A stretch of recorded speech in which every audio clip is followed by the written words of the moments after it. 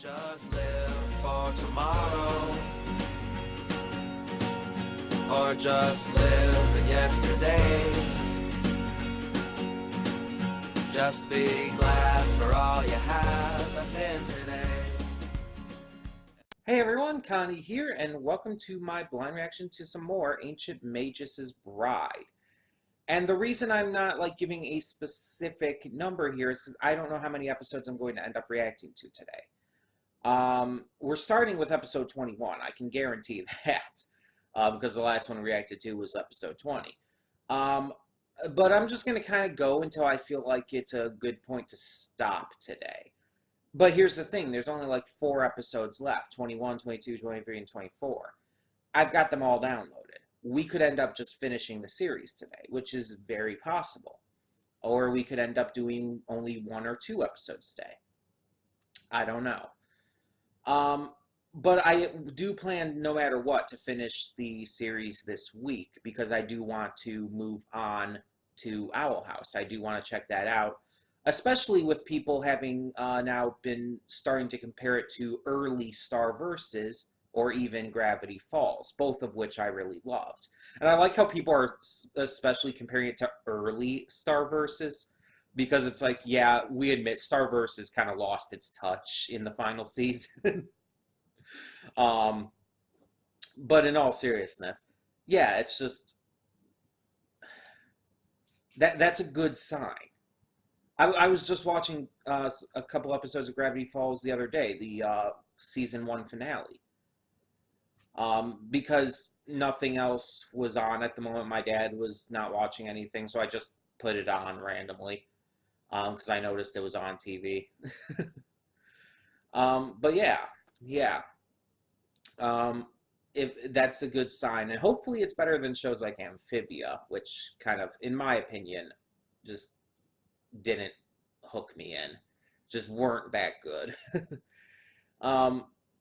But hey, here's to hoping. Either way. So yeah, we might be finishing Ancient Magus today. I don't know at this moment.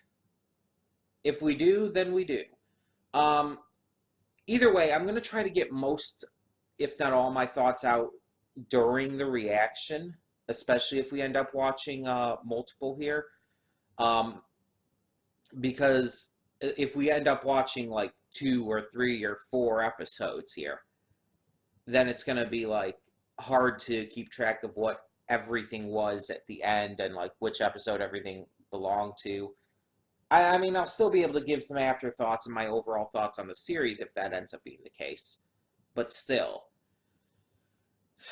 it's just, I want to try to get out all my main thoughts and everything, or at least, be able to let you know what I feel towards it during the reaction itself. But yeah, this is all I'm going to record today either way. I would have recorded My Hero or something else as well, but I am going to the movies with my church tonight. They do it every Monday this month, and we're seeing Frozen 2, so I'm definitely excited for that. So because of that, I want to kind of cut down on reactions today, but the rest of the week we'll still have reactions and stuff. I don't know what reaction will be what days or whatnot, but yeah. So I'm excited. If we end up seeing how this ends today, which honestly I'll say is probably pretty likely, then I really am excited to see how this ends. I hope that they can fix Chise's dragon arm, as well as just figure out a way to fix her entire sleigh beggy situation. Excuse me. But we'll see. Either way, let's get this started and see where we go. So when the screen fades to black, pause this redirect and go to the description below. Follow the link to the reaction, and after you watch it, come back here to the redirect and resume play. Because after it fades to black and then fades back in, everything from that point forward will be my afterthoughts, and will contain spoilers to the episodes. So that being said, thank you so much for tuning in, and I will see you at the reaction. And we are back, and we'll begin with spoilers in 3, 2, 1, now. So before anything, there were a couple things I was slightly confused on, a couple things I wasn't sure like what they were talking about. One of which was with Cartaphila slash Joseph's backstory. It was mentioned. We found out who Cartaphilus was, and it was mentioned that he had thrown a stone at the Son of God and was cursed by God because of it. And I'm like trying to think of like, okay, that could mean a number of things. What exactly is that referring to? Like, did he throw a stone at like a statue or whatnot of Jesus? And it's like, but apparently, I did look things up just to get a little more clarity on everything, which is fine. I mean, I just finished the series. No, apparently Cartaphilus was actually he actually threw stones at Jesus himself, like actual Jesus, um, when he was being crucified. And I actually want to check something real quick in regards to that.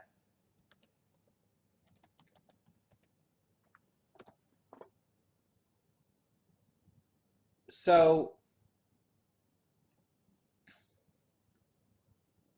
apparently, Cartaphilus is not just from this. He like when I type it into Google, yeah, that comes up. But like it's not the only thing that comes up.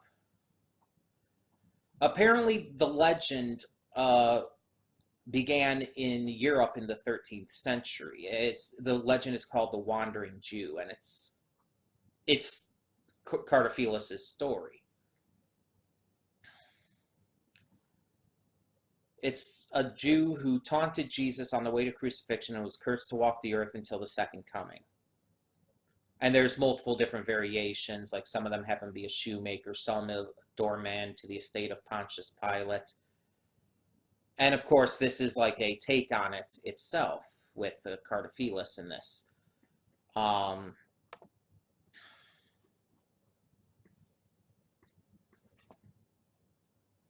Apparently, it's also in Peaky Blinders. I haven't seen that. It's in Neil Gaiman's The Sandman comics.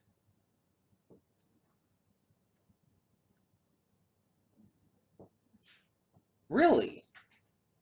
Az from Pokemon X and Y is kind of a similar take on it too. Not completely, obviously. There are differences, but huh. That's interesting. But yeah, apparently it is this legend. It's this thing that's existed well before this. I mean, hell, well before any kind of manga or anime were even conceived. The 13th century and all. And that kind of makes sense. That kind of fits with things because obviously Ancient Magus' Bride has brought in various legends and myths into its story. So it makes sense that Cartaphilus himself would be one of them. And my theory was proven correct. The fact that Cartaphilus and Joseph were two people sharing the same body. Because prior to this, it's like both names were used, and it's like it was kind of confusing as to like what to refer to him as. It seemed like he definitely didn't like the name Cartaphilus, but it's like, yeah, that was still there, and it's so yeah, there were two inhabitants to the body, sort of. Because there was Joseph, who was the son of a gravekeeper, who was constantly taunted and everything because he spoke to the dead. It never explained exactly what that meant, but my guess would be maybe he was sensitive to the Fae, that he could speak to the Fae and all. That would be my best guess. But he was taunted, bullied to the point of like practically torture. And he just wanted to get away. He discovered Cartaphilus in the ground after hearing his voice calling out. And Cartaphilus is basically a burnt, destroyed corpse. he tried to help Cardophilus recover, but it could only go to a certain point. Which kind of ties into how we then, after they end up fusing together, we see how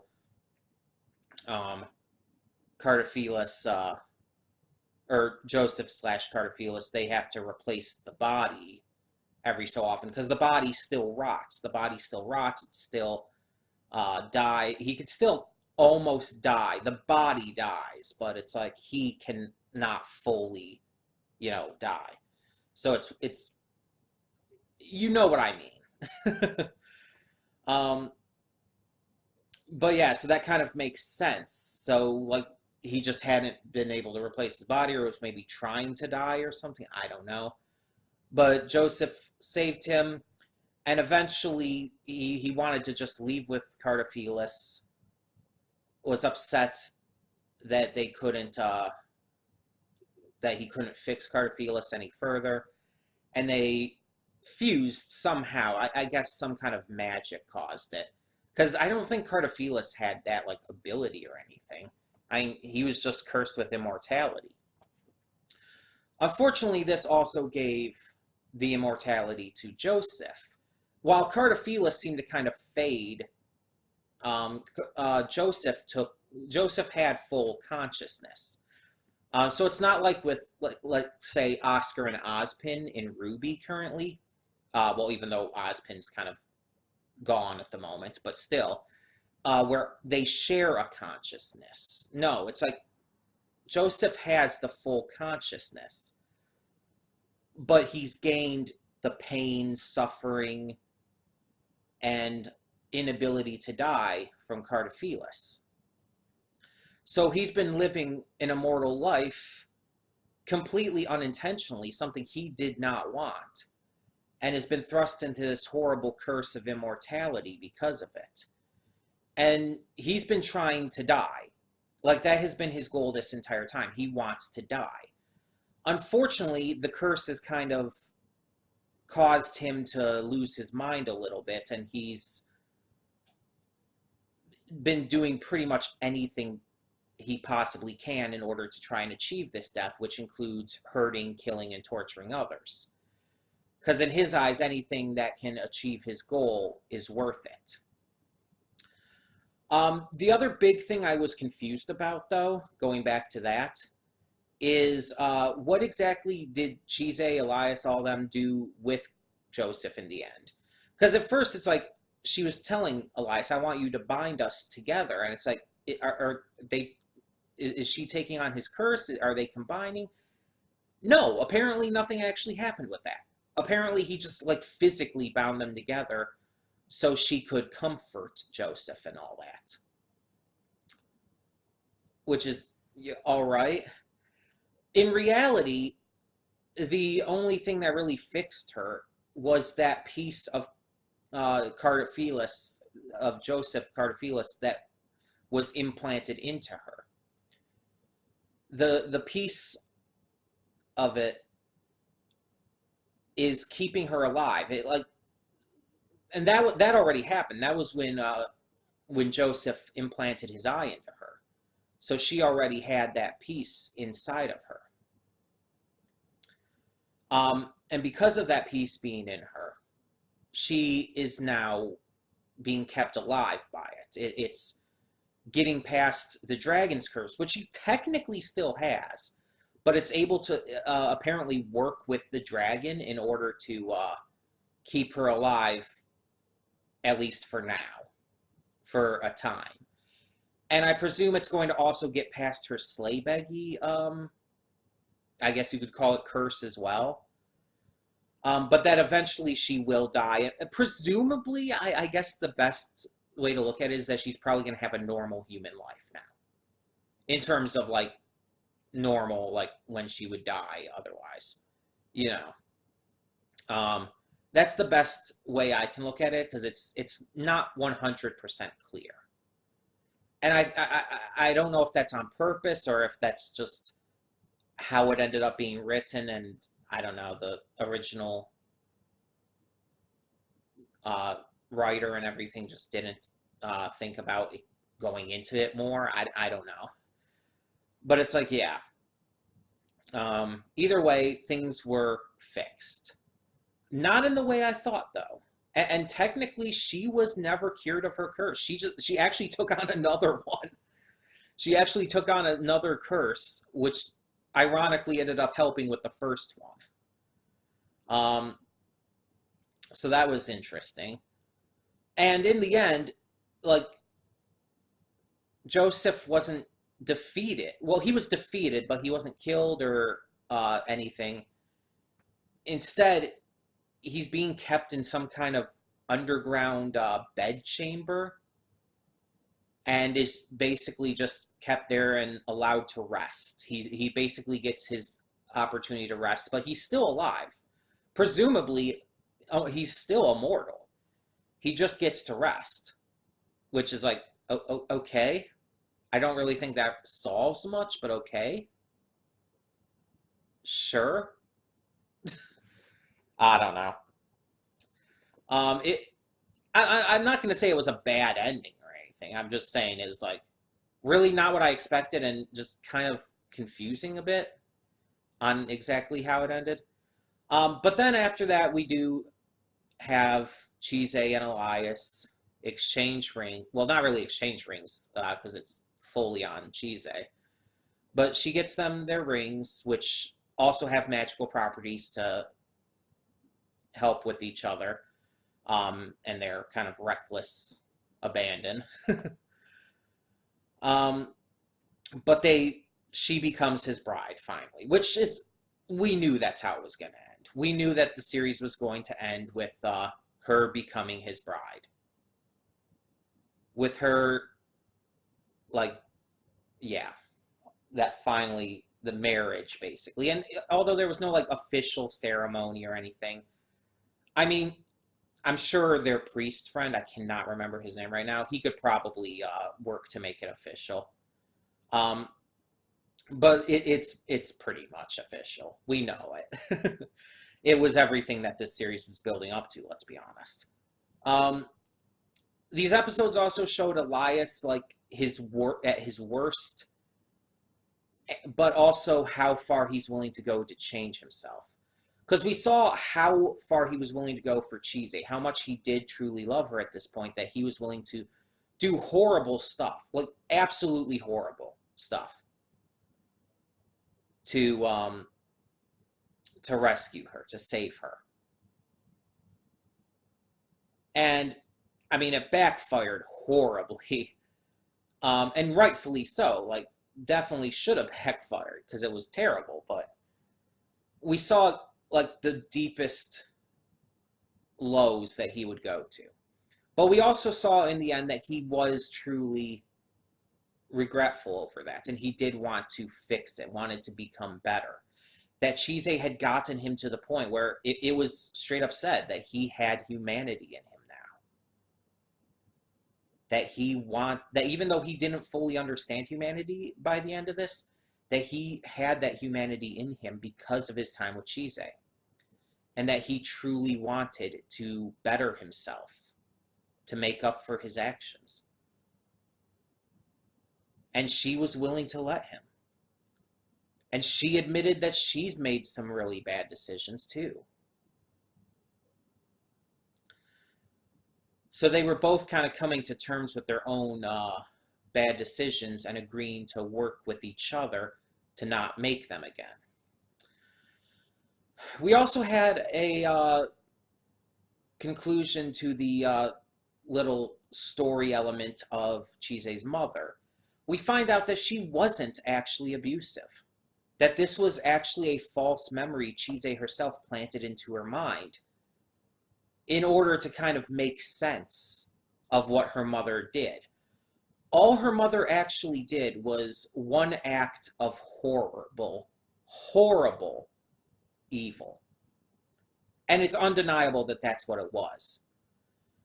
In a moment of weakness, her mother kind of panicked and had this false belief that if she killed Chise, that all of this pain would just go away.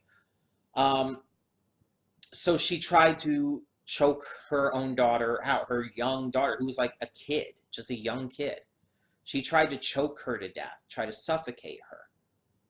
But in the end, she couldn't do it because she did truly love her. But the action had horrified her to such a degree that she committed suicide right after. She was horrified by what she had done that she couldn't live with herself.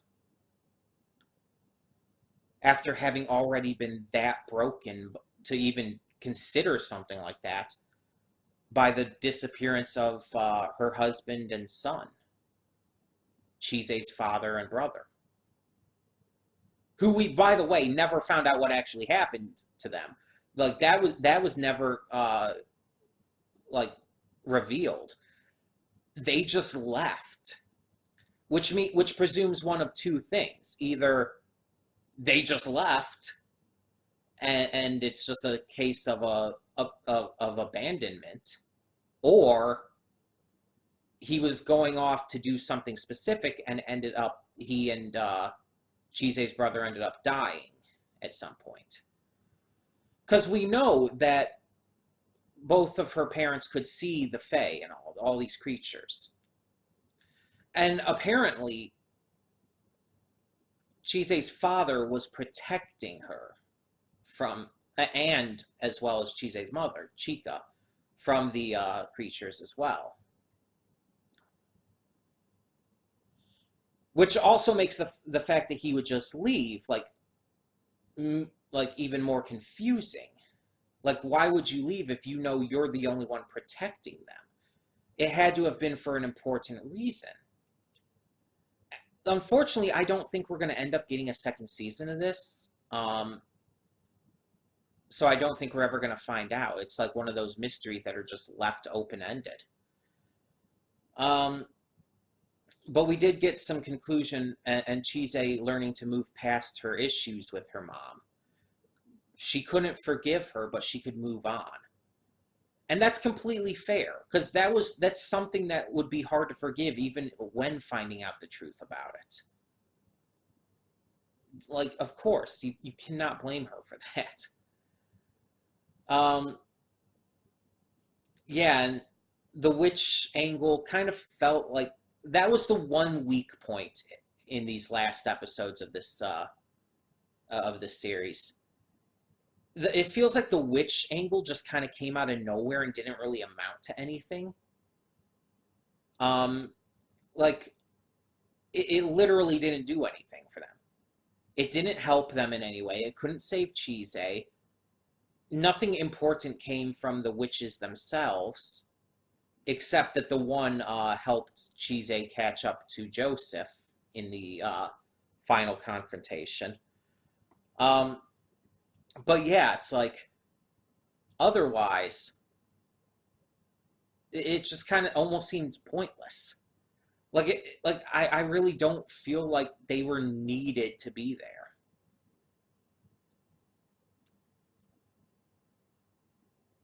I don't know. It felt like something that was just kind of thrown in last minute. At least to me. Overall, I am so happy that I started reacting to this again. Because again, as I've said before, when I initially dropped it, it wasn't because I didn't like the series. It wasn't because I was growing bored with it or anything. I initially dropped it to free up some space and all. And I always intended on continuing, but I never continued to watch it on my own time. I was like thinking like this would be better to watch on my own time, and I need to free up some space, and so that's why I dropped it initially. But I never ended up continuing. So it had just been sitting there for so long. Like, I think it was over a year or something. But then it's like I really wanted to get back into it, but I didn't think I would ever would unless I started reacting to it again. So I did. And I'm so glad I did, because the second half was great. And it definitely got a lot heavier than the first half, but I definitely am very happy that I finally continued and finished this. It's a great series. It is a great series and deserves a lot of praise. Now, it's not the best show out there, not the best anime by any means. There's a lot of anime better, but this is definitely a really good one. And I definitely think it's one that everybody should check out. So, yeah, it's just, this was overall a very good experience. And I hope that other people enjoyed it just as much as I did, and enjoyed these reactions as well, for those of you who watched. Obviously, if you're hearing this, you, I assume, watched. But moving on, so now we get into what replaces Ancient Magus' Bride in the lineup. And as I've already announced, I believe in the last reaction, and throughout various other places like on Discord, what will be replacing Ancient Magus' Bride will be the Owl House. The Owl House is a new series that has like pretty much literally just started last week. I don't know all the details behind it, but it's about this young girl named Luz, or Luz, or I don't know exactly how it's pronounced. I'm gonna say Luz because it sounds a little better than Luz. Until obviously I see the series, and then I can know for sure. So it's about this young girl named Luz who somehow goes into another world, isekai kind of style, and ends up trying to become the apprentice to a witch. And that's all I know about it. I don't know like all the details. I know there's like some kind of weird like Cubone skull creature thing in it. I have no idea what the deal with that is, though. I just know that from promotional art and stuff. I've seen very, very few like little promo clips before the series came out. Like prior to the series release, there was like some promos being shown, and there was like one. I saw one promo was just a bunch of out of context clips. I've seen like a couple screenshots here and there, but again, super out of context and nothing that like really I feel spoiled anything. Luckily, hopefully, and I don't even remember most of it anyway. I think one of them had like Luz wearing like this cat ear hoodie or something, and it's like she said meow meow at some point, something like that. It was really freaking hilarious and adorable. But yeah, I'm really excited for it because it just looks good, it sounds good. Plus, as I said, I think in the pre-thoughts to this video, I don't even know at this point.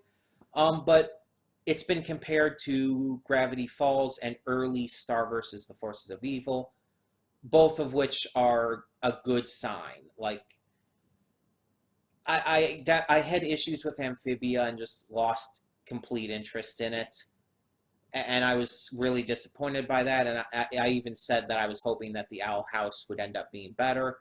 And if this is a sign of things to come, if that's a good sign of what the series is going to be like, if compared to those two, then hopefully I will love it. I do have some backups just in case, though, in case I don't end up enjoying this show. But yeah, as for when I will start getting into that, I cannot say because we don't have a schedule. Basically, whenever I feel like actually sitting down and recording that. As I said in the pre-thoughts, though, this is the only thing I'm recording to react to today. It's just, again, I'm going to see a movie later, and I want to just focus on this today. Just focus on this, do maybe a couple other things on my own time, and yeah, move along. We'll definitely get to more stuff throughout the rest of this week, though. Like, that's undeniable. I don't know exactly when we'll get to other stuff. Like, we'll probably do My Hero tomorrow, though. Like, I can't guarantee anything, but probably. But I'm definitely excited to see more stuff. I will update the channel banner with Owl House as soon as I can. after this is posted and everything, after you've seen this. So it should hopefully be up by that point, but we'll see. But yeah, like I said, either way, I really enjoyed this series. I enjoyed these final 4 episodes, this ending to the show, and I hope that you did too. I hope that this was an enjoyable journey, and I'm so glad. Again, I can't say it enough. I'm so glad I decided to react to this again. But yeah, so moving on. Thank you so much for tuning in. Tell me your thoughts on these final 4 episodes and the events within them in the comments below. And thank you so much, once again and always, for continuing to support the channel and all that I react to and otherwise do on this channel. Yeah. For now, I'm Connie and I'm signing off. See y'all next time.